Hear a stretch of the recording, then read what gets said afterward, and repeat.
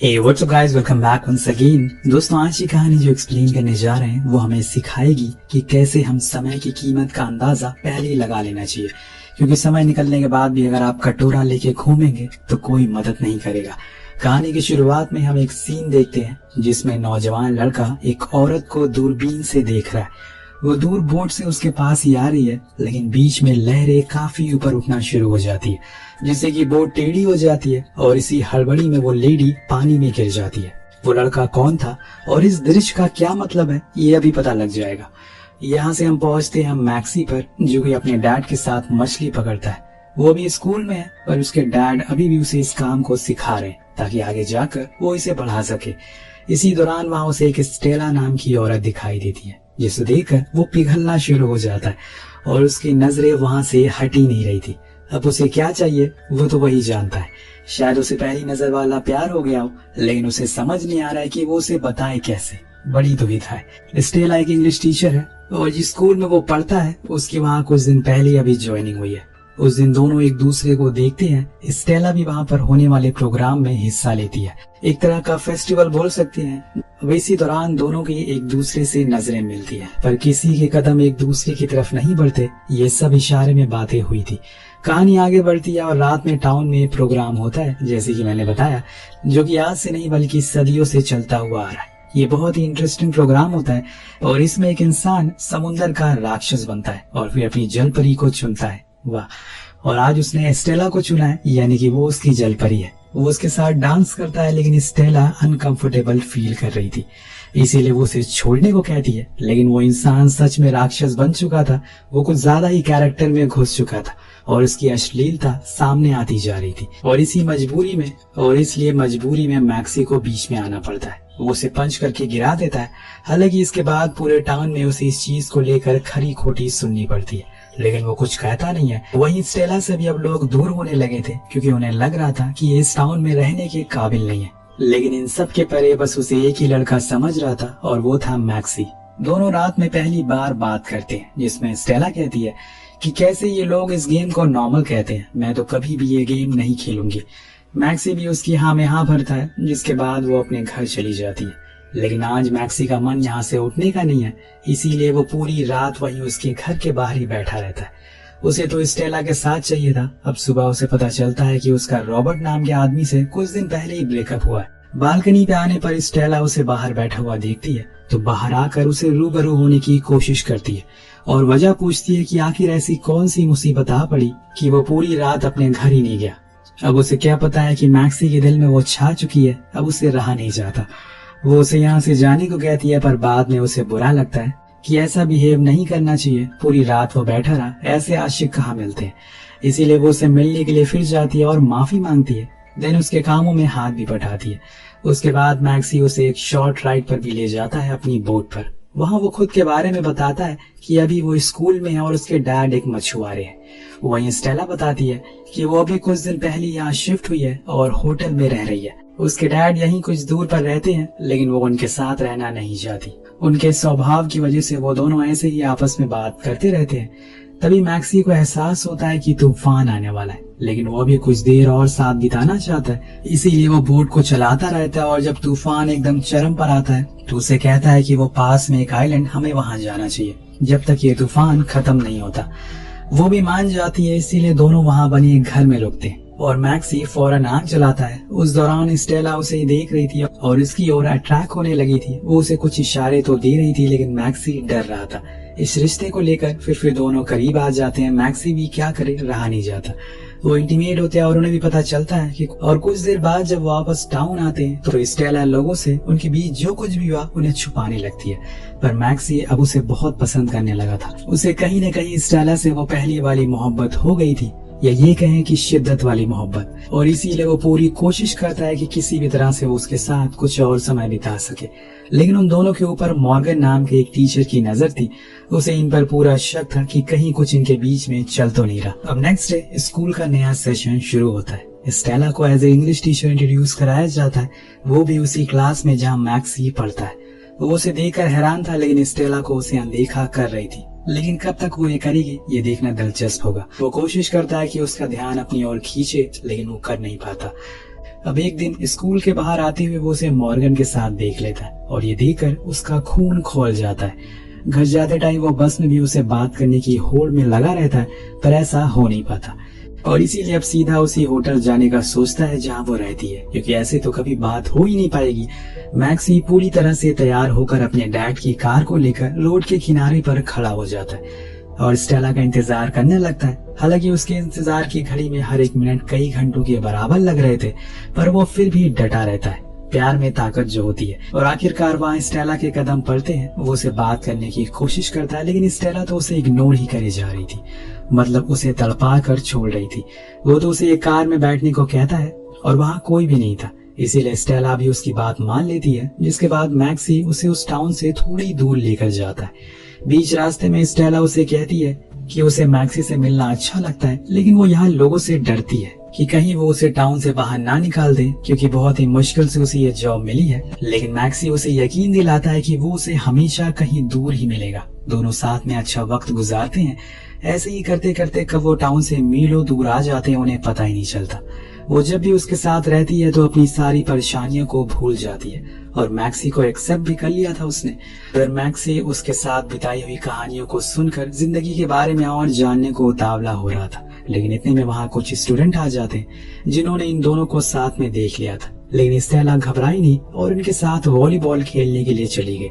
ये चीज देखकर मैक्सी भी खुश हो रहा था। उसने अपने अंदर अब स्टेला के साथ हमेशा साथ रहने का सपना देख लिया था। पर सबको पहली मोहब्बत नसीब नहीं होती, ये बात उसे याद रखनी चाहिए। रात में घर आने पर उसके डैड उसे नाखुश दिखते हैं, क्योंकि वो बिना बताए पूरे दिन घर से बाहर था। पर मैक्सी झूठ बोलता है कि वो अपने दोस्त के साथ था और फिर चुपचाप अपने रूम में चला जाता है। अगली सुबह स्कूल में स्टेला एकदम चिल दिख रही थी। उसके साथ मॉर्गन आकर बताता है कि एक फिशर कम्युनिटी को एक इंग्लिश ट्रांसलेटर की जरूरत है। स्टेला इस चीज के लिए मान जाती है, लेकिन ये तो मॉर्गन का एक बहाना था, क्योंकि आखिर में वो बोलता है कि मुझे कुछ लोगों ने बताया कि तुम मैक्सी के साथ घूम रही थी। ऐसा किसी टीचर उसके स्टूडेंट के साथ घूमना ठीक नहीं है। तो स्टेला हंसते हुए जवाब देती है और कहती है, चाहे तो तुम उनसे पूछ लो। लेकिन ये बात स्टेला को भी पता थी कि ये चीज उसके लिए परेशानी ला सकती है। उधर जैसे जैसे दिन बढ़ रहे थे, मैक्सी का पढ़ाई से ध्यान भटकता शुरू हो जाता है। और ध्यान लगेगा भी कैसे, ध्यान तो कहीं और है। वो बस स्टेला के बारे में ही सोचता रहता है, जिस चीज को वो नोटिस भी कर लेती है। अब क्लास में इसीलिए उसे डांट भी लगाती है और सबके सामने बेइज्जत भी करती है, जो चीज मैक्सी को पसंद नहीं आती। उधर मॉर्गन मैक्सी के डैड को स्टेला के बारे में बताने में हल्की सी भी देर नहीं करता और जाकर उन्हें सब कुछ बता देता है और कहता है कि उनका बेटा अब खुद की टीचर से प्यार में पड़ गया है, जो बात उन्हें चिंता में डाल देती है। उधर मैक्सी स्टेला से बात करने के लिए उसके घर पहुंच जाता है, जिसके बाहर उसके डैड बैठे हुए थे, जिनके बारे में उनसे बहुत ही गलत बातें बताई थी। लेकिन वो बातों से बिल्कुल भी वैसे ही नहीं लग रहे थे। वो मैक्सी को अंदर जाने देते हैं, लेकिन वहाँ स्टेला उसे देखकर खुश नहीं थी। उसका कहना था कि वो किसी लवर की तरह पब्लिक में मिल नहीं सकते, और ये बात उसके दिमाग में घुसती क्यों नहीं है। पर मैक्सी तो प्यार में मदहोश है। उसका मानना है कि अब वो उसे प्यार करने लगा है और उसने तो उसके साथ जिंदगी बिताने तक का सपना भी देख लिया है। और मैक्सी ने यहाँ एक अलग ही दुनिया बना ली है अपनी। पर स्टेला बड़े होने के नाते फैसला करती है कि उन्हें अब सब कुछ यहीं पर खत्म कर देना चाहिए। लेकिन मैक्सी मानने को राजी नहीं होता और उसे इमोशनली अटैच होने लगता है, जिससे कि स्टेला भी अपने फैसले पर अड़ी नहीं रह पाती और दोनों फिर से मिलना शुरू कर देते हैं। इस बारी वो और करीब आ जाते हैं और एक दिन जब वो बीच में साथ होते हैं तो स्टेला बताती है कि जब वो छोटी थी तो पानी में कूदकर सिक्के ढूंढने वाला गेम खेला करती थी। जिसको भी वो सिक्का मिलता था वो अपनी एक विश मांगता था। उसे भी एक विश मांगनी थी जो आज तक कभी पूरी नहीं हुई।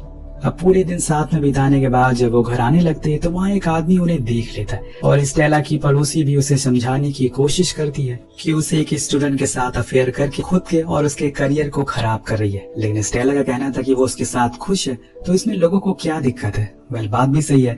उधर घर पर मैक्सी की माँ को भी स्टेला के बारे में पता चल गया था। अपने बेटे को ये बदलाव देखकर वो बहुत खुश होती है। जी हाँ, और माँ को अपने बेटे की खुशी चाहिए। लेकिन उसके पिता इस चीज से खुश नहीं थे। उनका कहना था कि उसे अपनी नौकरी और पढ़ाई पर ज्यादा ध्यान देना चाहिए, जो कहीं न कहीं सही बात भी थी। अगर वो उस लड़की से प्यार भी करता है तो उसे इस रिश्ते को छुपा कर रखना होगा। अगले दिन उस कॉन्फ्रेंस मीटिंग में दुनिया भर के सभी लोग आए हुए थे।